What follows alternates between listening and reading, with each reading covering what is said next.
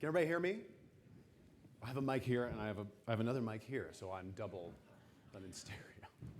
I'm going to give you guys a version of the speech that I usually give freshmen. So for the sake of this exercise, just pretend you're freshmen. You know, snap your gum, twirl your hair, check your phone just endlessly. I gave this speech to a bunch of freshmen last year. They never had me come talk to seniors because seniors get real celebrities. Freshmen get the non-union TJ Maxx celebrity equivalent. So I go to the University of South Carolina, and I go and I lecture the freshmen, and I thought I did. Yeah, go Cox. I thought I did okay. Kids were listening, and they were laughing at me or with me. I don't really give a crap. You know, they tweeted nice things about the speech, and by all means, feel free to tweet during this speech, so long as it's to compliment me. And I'm sitting there, and I'm thinking Drew, this is the moment, man. This is your TED speech. This is going to go viral. Little kids in India will see it and have new dreams.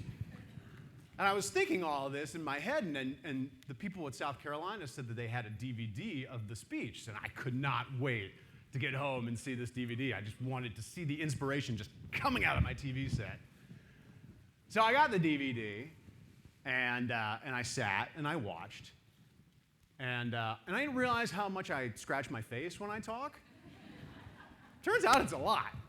I just started scratching, hello, South Carolina, so good to see you. Go get. I looked like a meth head that was trying cocaine for the first time. And here's the thing, while I was giving the speech, I had no idea I was doing any of this. None. I thought there was a magical force field around my face and shafts of inspirational light were zooming out into the audience. And I had no self-awareness at the time. Zero. It was pathetic. I wish I had seen myself. I wish I had seen what was wrong while I was giving the speech so that I could stop falling in love with myself for a second and do what was right. So, speaking of having no self-awareness, let's talk about you people. You pretend freshmen are going to be in college for 4 years, maybe 5.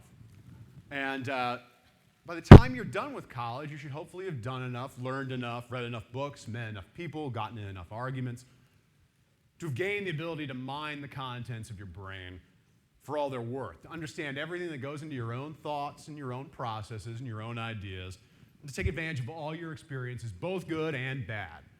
You should become self-aware when in college. People have great experiences at college. They also have awful experiences too, most of them roommate-related.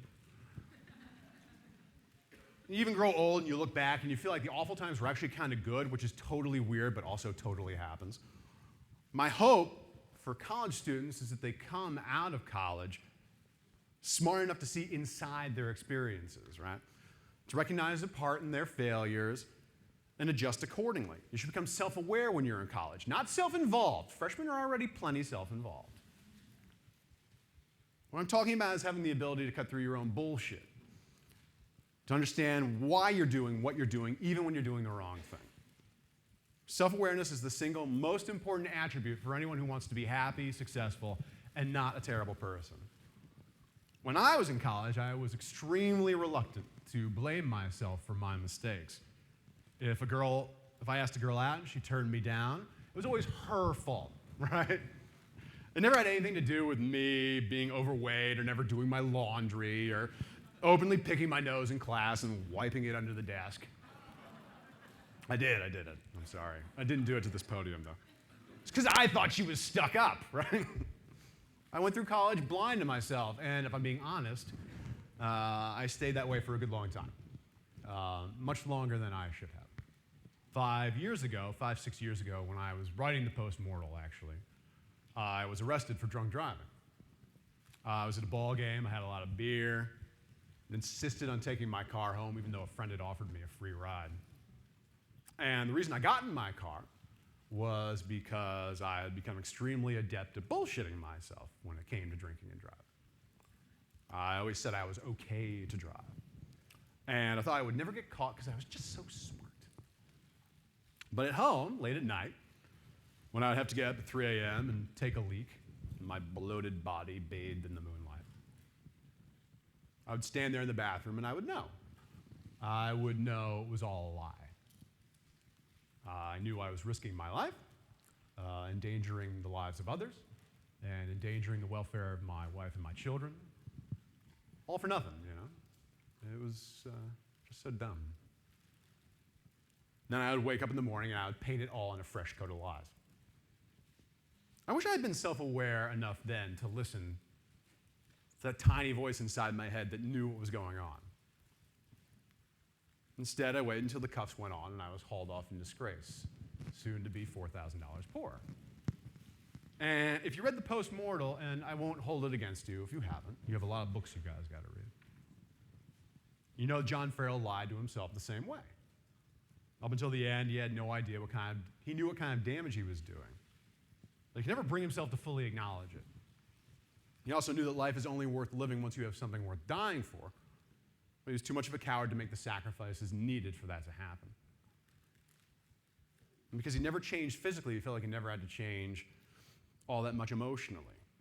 And in a way, John Farrell is just like college students. They're all very young and impossibly attractive right now.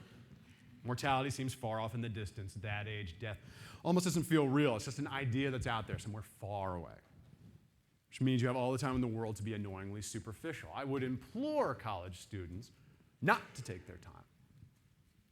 I would implore you to go and become self-aware now. There's a moment in the Post-Mortal when the Reverend looks down at John Farrell and he asks, "Hey, how much time do you waste at night justifying who you are to yourself?" Don't end up asking yourself the same question. Don't spend more time bullshitting yourself than being honest with yourself. I work for GQ, and one of my assignments was to go on a Kid Rock-themed cruise. Now, I saw a lot of weird shit on that boat. Mostly in the form of naked old people. But the weirdest thing I saw was on the last day. Everyone gathered on the top deck for a Q&A with Kid Rock.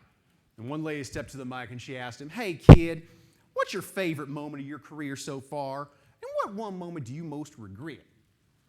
And when she asked that second part of the question, everyone booed her. Just booed the shit out of her. Like, boo. And Kid Rock took the mic and he looked her dead in the eye and he goes, "No regrets." And people went fucking crazy. Just cheering. It was so weird to me. That you would have 2,000 people clapping and cheering and be like, "Yeah, introspection is for pussies. Woo-hoo!" Now, people say they have no regrets. What they should mean is that they accept their regrets. That they know they don't have the power to change poor decisions they made. I have a lot of regrets. I ate a lot of Taco Bell bean burritos back when I was in college, and I and my bowels deeply regret it.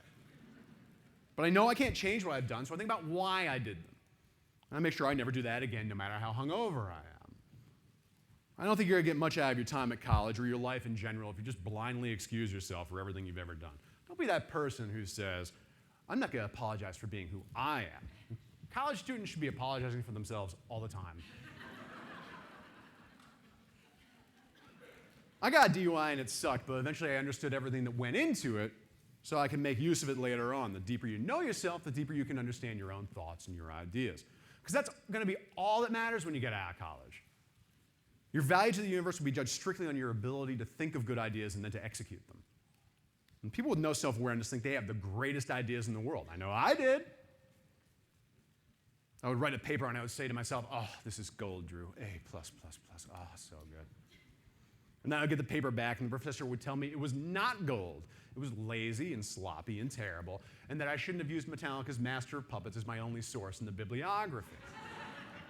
And my reaction was always defensive. I was like, "Oh, you people, you don't see true genius." And I promise you that every student will have that kind of experience.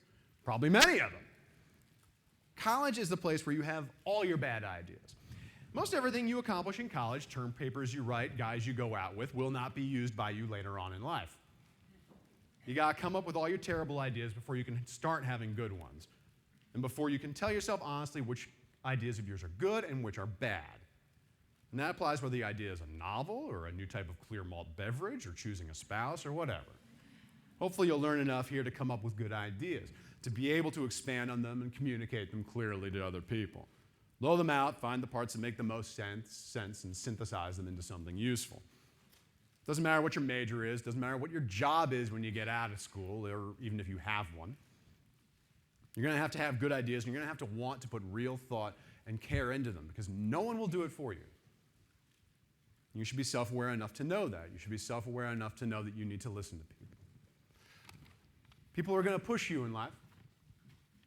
All your weaknesses are going to be exposed at one point by a boss, a teacher, a lover, a policeman, a friend. If not in the safe confines of school, then out there in the real world. All of your emotional vulnerabilities, all of your weaknesses, you will be exposed. No one can hide from the world. Listen to these people. Let them open your eyes to yourself, and you'll get better at everything. It doesn't happen overnight. It takes time. Even now, I slack off. I know exactly what's wrong with the post-mortal. I know John and Solera hook up a little quickly at the end. Hopefully, by the time I learn enough writing this book, that when I write the next book, it won't have plot holes like that. Be honest with yourself. If not, other people will see through your bullshit anyway. You got a few years to figure that out. You're not going to live forever, but if you're self-aware, you can live well. And that is all that matters. And with that, I thank you, and I wish all of you good luck.